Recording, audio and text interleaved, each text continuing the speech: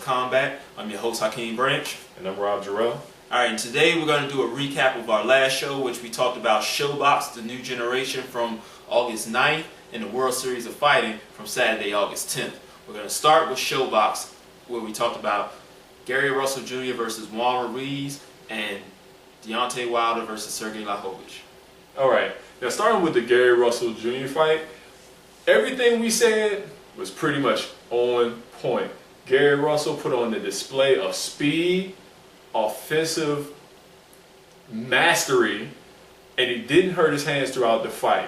Ruiz, tough customer, never been knocked out, allowed Gary Russell Jr. to get some rounds in, and that he did. It was almost a complete shutout. And at some points, the display of speed was just uncanny. I mean, at a moment's notice like that, reeling off 4, 5, 6 straight punches on Ruiz, who just, all he could do was weather the storm.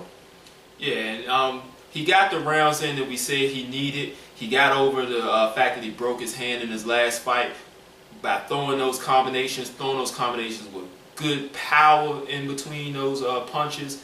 And he also got his conditioning up by going 10 hard rounds with the rugged fighter.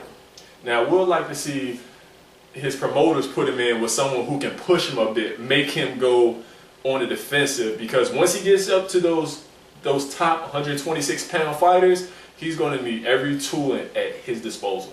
Oh yeah, I think he'll be getting a title shot within the next year.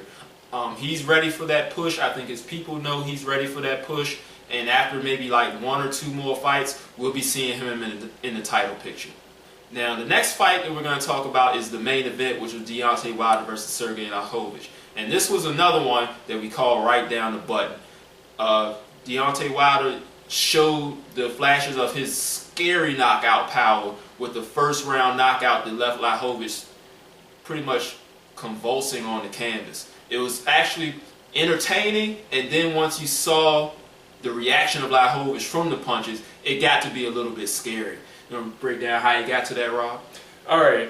Now, the one thing we talked about was Deontay's lack of variety and punch output. I don't know if his trainers hurt us, but you saw a different Deontay Wilder. During the fight, even though it lasted only 1 round, he established his jab early. And not just a flicker jab, but he put some sauce on it. He landed it, made Liakovich, respect it.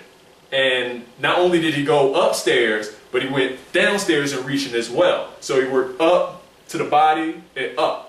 And even then, he even threw a counter left hook or led with the left hook, which is something we never seen him do. So in doing that, he is improving. He is trying new things out.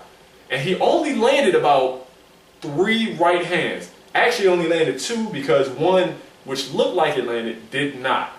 But the last one that landed just separated Liakovich's brain from the rest of his body, because it was scary. And I meant, he hit him and his whole body just crumpled to the ground, and like Hakeem said, ended in convulsions, and it was a very scary sight. We don't want to push the envelope with this it being a one-sided ass whooping because of the manner of the knockout. But congratulations, Deontay Wilder. We hope to see him take a big step up in competition soon.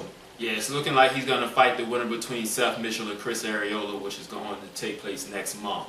Let's move on to the next card that we covered, which was the World Series of Fighting from this past Saturday, August 10th. And we're going to start with the president of the World Series of Fighting, Ray Sefo, against Dave Huckabee. Now, this was a great fight that barely went to the ground, which is something that we thought that would be the catalyst for Huckabee succeeding. And he ended up succeeding on the feet, but it was because of a mistake that Sefo made. Now, Ray Sefo was pretty much in good control of the fight. He used some great leg kicks, which leg kicks were the were the standard for this card. I mean, everybody threw great leg kicks, but we'll get into those once we break down the other fights. Ray Sefo did a great job. He threw great combinations, threw great leg kicks that kept Huckabee off balance. And Huckabee came back with a few of his own, and he also matched Ray Sefo punch for punch. But it was the last sequence that separated the winner from the loser. Now, Ray Sefo, who is known as a great kickboxer, went for a high kick. Now, he missed by an inch, but he was so close that Huckabee took advantage, and he is very heavy-handed. So he caught Ray Sefo on his way back round, and that just set up the end of the fight because he was separated from his senses. He ended up against the cage, and Huckabee just threw everything he could to get Sefo out of there. And I would say out of the punch, he may have only missed one time. And he did the one thing that anyone in corporate America would love to do, and that's knock out their boss. Oh yeah, I bet he felt really good about that. And you can live that through him.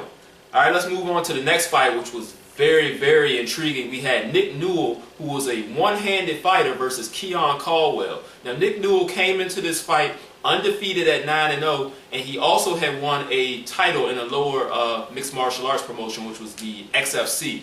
Now, coming into this fight, he was fighting Keon Caldwell, who also had a pretty good record. I believe he was 9-1, but the wrestling pedigree of Nick Newell, he was an amateur wrestler. He had about 300 amateur fights. That's right. I mean, amateur wrestling matches. And his takedown ability with only one arm, well, only one hand, I should say, is one of the things that led him to victory. He did great single leg takedowns. Once he got down there, he was able to secure a guillotine choke and get Caldwell out of there very swiftly. All right, now we're going to move on to a match which I thought was the match of the night. It had everything you wanted in the fight. You had blood, guts, determination, and you had some pretty good action and technique along with it. And this is with Marlon Moraes versus Brandon Hempelman. Oh yeah, this fight, you couldn't ask for anything more from either one of these guys. Marlon Moraes showed great technicality in his leg kicks, his striking, his angles, the few takedowns he went for, he did them perfectly. And then with Hempelman, you had a great display of heart, determination, courage, and just that will to keep going even though everything was stacked against him. I mean, Moraes was landing some vicious leg kicks to the point where Hempelman was limping on one of his legs, couldn't get his power established because of that. And when he went for takedowns, because his leg was hurt, he couldn't really get them. But he kept trying. At one point, he landed a flush. Moraes landed a flush head kick to Hempelman's face, and Hempelman told him to bring it on. Let's keep on going. Now that's something you want to see from a fighter. And Moraes, like we said earlier, he was landing some hard punches, hard kicks, and he did everything he could to finish that fight. But the determination of Hempelman just didn't allow it to happen. Moraes had great technique. I was surprised that he didn't finish Hempelman, but Hempelman is very tough. Even in the first round, he was caught with a counter right, which opened up a gash on his forehead, and it didn't matter because the sight of blood just made Hempelman want to keep on coming, to keep trying to win. And even though he was limping, he even tried to switch to southpaw to maybe change it up and take some of that pressure off of his lead left leg in the orthodox stance. Oh yeah. Even though everything was for naught, that's what you want to see in a fighter. You want to see a guy that's, no matter what's going on, he's trying to win until that final second. And both guys brought that up in spades. So hats off to both of those guys. Let's talk about the main event, which was kickboxing veteran Tyrone Spong versus Angel Deanda. Now this was another match where we had a guy who was very experienced in the kickboxing arena, Spong being the king of the ring, transforming over to the cage for a second MMA match against Deanda, who had about 12 or 13 MMA fights. So he was more experienced in the MMA arena. But on this night, the kickboxing of Spong was top-notch. He was able to use it the entire match to set up great leg kicks, great counters, great jab, and cruise to a decision victory. Now, Deanda did have some success. It was not a shutout. Anytime that Spawn wanted to use his hands, Deanda was able to counter and throw multiple punches. He was able to string them together. And not all of them landed, but he really showed that he wanted to press the action when Spawn made a mistake. The only thing is when Deanda wanted to lead and use his hands, Spawn would stop him in his tracks by using that leg kick to his lead left leg, which pretty much kept Deanda at bay.